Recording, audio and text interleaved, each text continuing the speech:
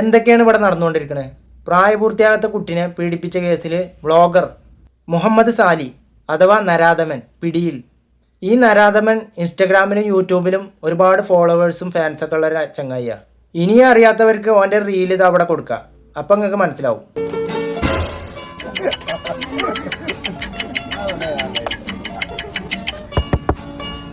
എന്ത് വേണം ബ്രോ? എന്നെ ബസ് സ്റ്റോപ്പിൽ ഇവിടെ അർജൻറ്റായി പോയി. വിടാം, 300 തരണോ? അയ്യോ, എൻ്റെ ക്യാഷിൽ ഒരു 200 തരട്ടെ. ആ കൊണ്ടാ. ഓ മണ്ടൻ. കറിക്കോ.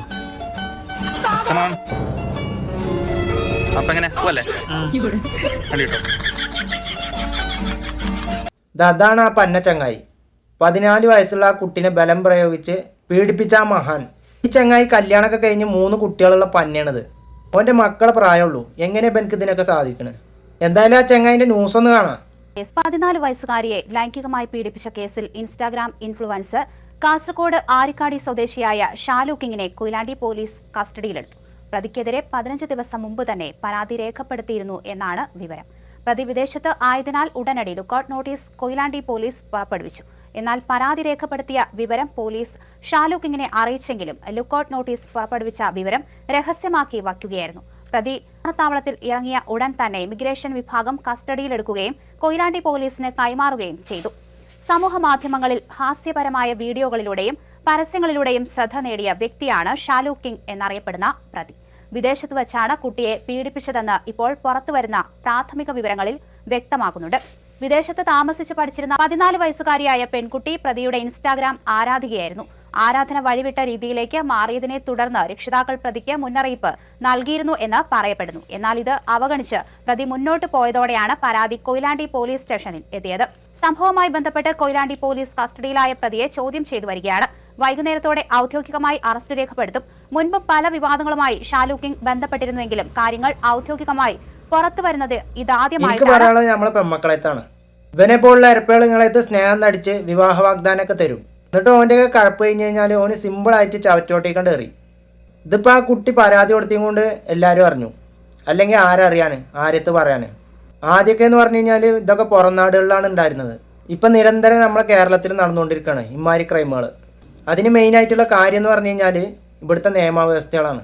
ആർക്കും ഒരു പേടിയില്ല, എന്ത് പോക്കർത്തരം വേണമെങ്കിലും കാണിക്കാം. അതാണ് ഇപ്പോഴത്തെ നിയമം. ഇങ്ങനെയുള്ള നരമ്പന്മാരെന്താ ചെയ്യേണ്ടതെന്ന് അറിയൂ? ഈ ചൂട് ആറിനിൻ്റെ മുന്നേ തന്നെ നാട്ടുകാരെ അടിയിക്കൊണ്ട് ഇട്ടുകൊണ്ട് കൊടുക്കുക. എന്നാൽ പിന്നെ മേലാക്കം ഒരു പെൺകുട്ടികളെത്തും ഇമ്മാതിരി തെണ്ടിത്തരം കാട്ടാൻ പോകില്ല.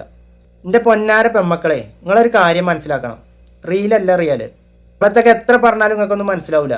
ഇങ്ങനെ ഓരോരോ അനുഭവം വരുമ്പോഴേ ഇതൊക്കെ മനസ്സിലാവുള്ളൂ. പൈസക്ക് വേണ്ടി പല ആൾക്കാരും പല വേഷം കെട്ടും. ഓൻ്റെയൊക്കെ റീല് കാണണം. എന്ത് തെറ്റ് ചെയ്യണ ആൾക്കാരാണെങ്കിലും അതൊക്കെ കണ്ടു കഴിഞ്ഞാൽ നന്നാവും. അമ്മാതിരി മോട്ടിവേഷനാണ്. എന്നിട്ട് ഇമ്മാതിരി മോട്ടിവേഷൻ റീല് ചെയ്യുന്ന ആളാണ് ഇമ്മാതിരി തെണ്ടിത്തരം കാട്ടിക്കണത്. അതൊന്നും അന്ധമായി വിശ്വസിച്ചിട്ട് ഇവരെ വലിയ പോയി വീഴാൻ നിൽക്കരുത്. പിന്നെ നിങ്ങളൊക്കെ ഇവരെ ഫാൻസ് ആണത്. ഇപ്പം മനസ്സിലായില്ലേ യഥാർത്ഥപര മുഖം എന്താണെന്ന്? അപ്പം അതുകൊണ്ട് റീല് കണ്ടിട്ട് ആരും റിയലായിട്ട് വിശ്വസിക്കരുത്. നിങ്ങളൊക്കെ ആദ്യം ഫാൻസ് ആക്കേണ്ടത് നിങ്ങളെ മാതാപിതാക്കളെയും അല്ലെങ്കിൽ നിങ്ങളെ ആങ്ങളമാരെയും അല്ലെങ്കിൽ ഭർത്താക്കന്മാരെയൊക്കെയാണ്. കാരണം എന്തെന്ന് വെച്ച് കഴിഞ്ഞാൽ ആ സ്നേഹമൊക്കെയാണ് സത്യസന്ധമായ സ്നേഹം. ബാക്കിയുള്ള ഭൂരിപക്ഷം പേരും നിങ്ങളിന്ന് എന്തൊക്കെ ആഗ്രഹിക്കുന്നുണ്ട് അതാദ്യം നിങ്ങൾ മനസ്സിലാക്കണം. ദയവ് ചെയ്ത് ഇങ്ങനെയുള്ള വലയിലൊന്നും പോയി കുടുങ്ങി ജീവിതം നാശാക്കാൻ നിൽക്കരുത്. പിന്നെ ഓനെന്ന് പറഞ്ഞു കഴിഞ്ഞാൽ ഓനെ അറസ്റ്റ് ചെയ്തുക്കണു. ഓന് കുറച്ച് ദിവസം കഴിഞ്ഞാൽ എന്തെങ്കിലും കാട്ടിയിട്ട് പുറത്തേക്ക് ഇറങ്ങും. അപ്പോൾ പിന്നെ ബാക്കി നാട്ടുകാർ നോക്കിക്കോളും. ഞാൻ ഒന്നും കൂടിയും പറയാണ്, പൊന്നാര പങ്ങന്മാരെ, നിങ്ങളെ മാനം നിങ്ങളെ കയ്യിലാണ്. അതാർക്കും ദുരുപയോഗം ചെയ്യാൻ കൊടുക്കാതെ ശ്രദ്ധിക്കണം. ഇതൊക്കെ നമ്മൾ നാട്ടിൽ നടക്കണുണ്ടപ്പോൾ 2 പറയണമെന്ന് തോന്നി. നമുക്കിതൊക്കെ പറയാനല്ലേ ഉള്ളൂ പറ്റുക. എന്തൊക്കെയാണ് ഈ നാട്ടിൽ നടക്കണത് അല്ലേ? വല്ലാത്തൊരു കാലം. ഇനി ഇങ്ങനത്തെ ന്യൂസുകളൊന്നും കേൾക്കാതിരിക്കട്ടെ. അല്ലാതെ എന്താ അതിനൊക്കെ പറയാം. ഒരു ചെറിയ കുട്ടീനെ ഓനിങ്ങനെ ചെയ്തുക്കണമെന്നുണ്ടെങ്കിൽ ഓനക്ക് അതിനുള്ള ശിക്ഷ കിട്ടണം. അത്രേ ഇതിനൊക്കെ പറയാനുള്ളൂ. എന്നായിക്കോട്ടെ എന്നാ. വല്ലാത്ത ജാതി കാലം.